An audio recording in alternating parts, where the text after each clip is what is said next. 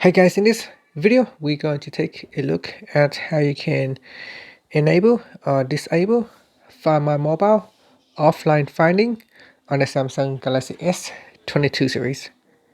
First, tap on the home button to go back to the home screen. Then from the home screen, swipe down at the top and tap on the settings icon. In settings, go down and tap on biometrics and security. Next, we go down and tap on Find My Mobile. In here, we go down and tap on Offline Finding. Tap on the toggle button to turn on.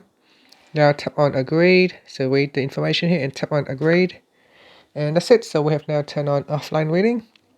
If you want, you can also tap on the toggle button to switch it off. Now, if you turn it on, you can tap on the left-hand side panel.